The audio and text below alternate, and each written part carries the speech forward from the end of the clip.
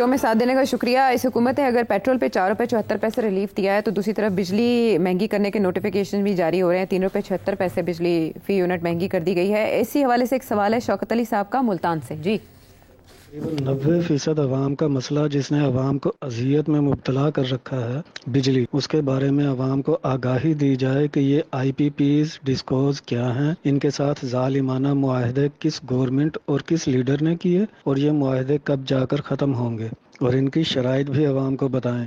حتیٰ کہ جو کارخانے بند پڑے ہیں عوام ان کو بھی فی یونٹ کے حساب سے ادائیگی کر رہے ہیں. اور یہ کیپیسٹی چارجز کیا ہیں، اور کیا اس سے بند پڑے کارخانے دار بھی مستفید ہو رہے ہیں؟ جی مہربانی، میں آپ کو ایک جنرل سی جواب اس کا دوں گا. اگر ٹیکنیکل کا جواب دیا تو وہ لوگ بہت سے لوگوں کے سر سے اوپر سے نکل جائے گا، شاید میرے سر سے بھی اوپر نکل جائے. دیکھیے یہ 90 کی دہائی میں محترمہ بے نظیر بھٹو صاحبہ پرائم منسٹر تھی. ایک انرجی کرائسس تھا اس ملک کے اندر. تو اس وقت یہ فیصلہ کیا اس وقت کی حکومت نے کہ انڈیپینڈنٹ پاور پروجیکٹس لگانے ہیں. پرائیویٹ سیکٹر کو کہا جائے کہ آپ پاور پروجیکٹس لگائیں. اور اس سلسلے میں امریکن ایڈمنسٹریشن کے ساتھ بھی بات چیت ہوئی کہ امریکہ سے انویسٹمنٹ آنی چاہیے. اور کوئی آنے کے لیے تیار نہیں تھا، تو انہوں نے کہا کہ ہم آپ کو بڑے اٹریکٹیو ریٹس دیں گے. اس وجہ سے پھر 1994 میں یہ شروع ہوا سلسلہ کہ انڈیپینڈنٹ پاور پروجیکٹس لگے. اور یہاں تک کہ اس وقت کی جو امریکن کامرس سیکرٹری تھی وہ بھی یہاں آئیں، اور انہوں نے بھی آ کے مارکیٹنگ اسٹریٹجی کی کہ جی ہم آ رہے ہیں، اتنے بلین ڈالرز لے کے آئیں گے امریکن انویسٹرز، اور پارٹنرشپس کریں گے پاکستانیوں کے ساتھ اینڈ سو آن. تو اس وقت 2 ایشوز کھڑے ہوئے تھے. ایک یہ کہ انڈیپینڈنٹ پاور پروجیکٹس جو ہیں یہ تو ٹھیک ہے، مگر ان کو ریٹ کیا دیا جا رہا ہے.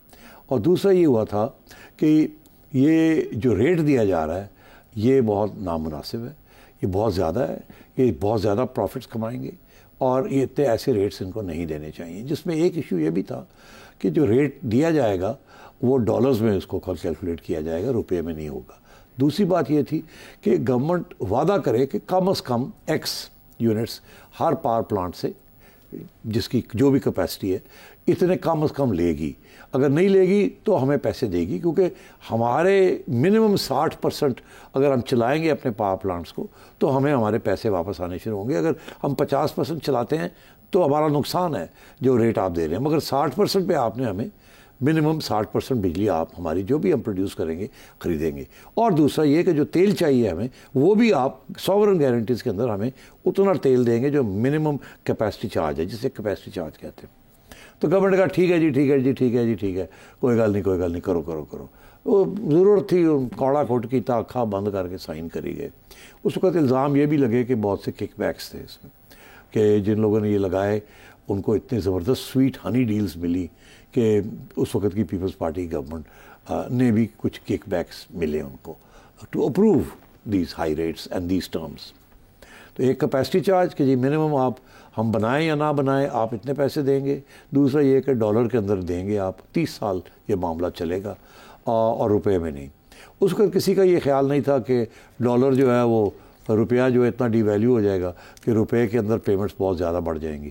تو کوئی سوچا بھی نہیں، اور سوچا بھی ہوگا تو بے نظیر نے سوچا یار 1994 میں ابھی یہ کر رہی ہوں، ایٹ لیسٹ 96 97 98 تک میں نے رہنا ہے یہاں، تو یہ اس وقت تک یہ بجلی کا مسئلہ حل ہو جائے گا، مجھے ووٹ مل جائے گا، پھر اگلے آتے دیکھا جائے گا. انہیں کیا پتا تھا 2 سال کے بعد ان کی چھٹی ہو جائے گی. مگر پھر میاں صاحب آئے،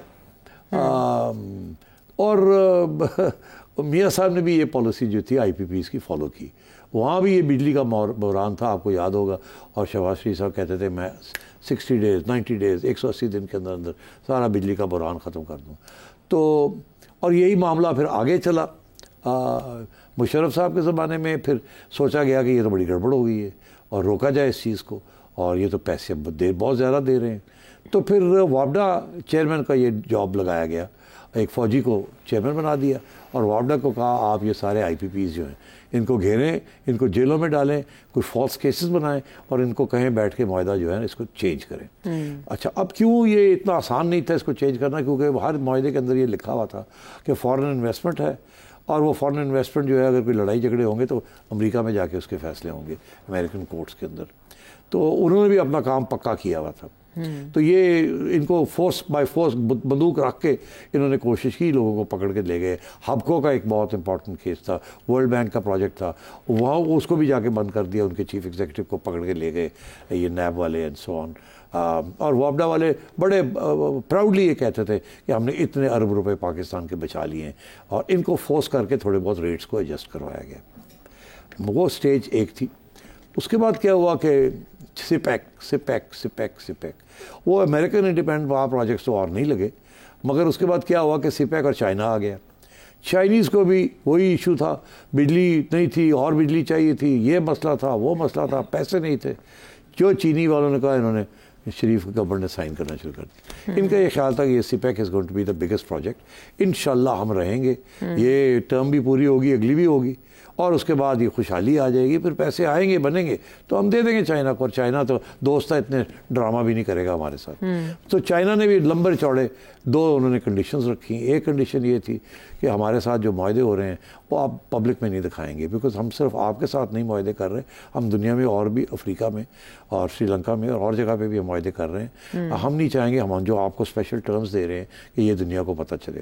ایک یہ تھا. دوسرا یہ تھا کہ ہمیں بھی کچھ, ہم پیسے تو لگاتے ہیں مگر ہماری بھی ٹرمز ہیں, ہمیں بھی اچھے ریٹس ملنے چاہیے. شریف صاحب کی حکومت نے کر دیا سپیک چلانا ہے ہم نے جی.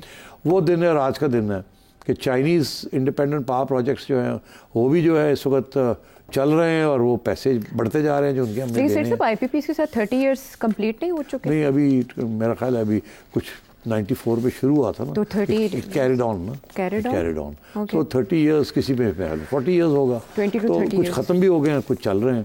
تو وہ ایک بہت بڑا بوجھ بنا ہوا ہے پاکستان کی حکومت کو کہ ان کے کیپیسٹی چارجز بھی دینے اور یہ دینا ہے. آپ وہاں سارا مسئلہ وہاں ہے. اچھا, اب یہ ہے کہ شہباز شریف صاحب آئے, انہوں نے کہا سولر شروع کریں گے.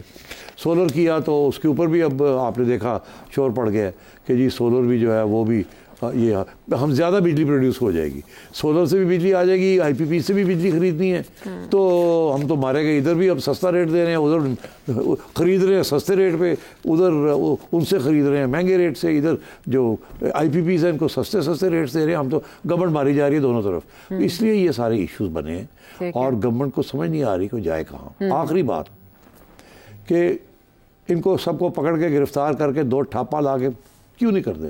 وہ اسی لیے نہیں کرتے کہ سارا جو لٹیگیشن ہے ساری امریکہ میں ہوگی یا آؤٹ سائڈ پاکستان ہوگی. اگلوں نے کام پکا کیا ہوا ہے, ہم نے کام پکا کیا ہوا ہے. ہماری جو بھی حکومتیں آئی ہیں اس میں خان صاحب کی حکومت بھی تھی, کچھ نہیں کیا. شہباز صاحب کی حکومتیں بھی رہی ہیں, میاں صاحب کی بھی رہی ہیں, بے نظیر کی بھی رہی ہیں. انہوں نے شارٹ ٹرم اپنی تھوڑی ریلیف دینے کے لیے عوام کو یہ سارا بوجھ اٹھا لیا. اب وہ بوجھ ہمارے گلے پڑا ہوا ہے, ڈیفالٹ کی طرف ہمیں لے جا رہا ہے, اور ہمیں سمجھ نہیں آ رہی ہم کیا کریں. ہم بھاگتے ہیں چائنا کے پاس, تھوڑی ڈیٹ ریلیف دے دیں, ڈیسپریٹ میجرز, مگر انفارچونیٹلی یہاں ہم پہنچ گئے. تو کچی پالیسیز ہیں, پالیسی کتنا ضروری ہے, اس کے لیے حکومتوں کا تسلسل کتنا ضروری ہے, اور اس کے لیے حکومت کا مضبوط ہونا کتنا ضروری ہے.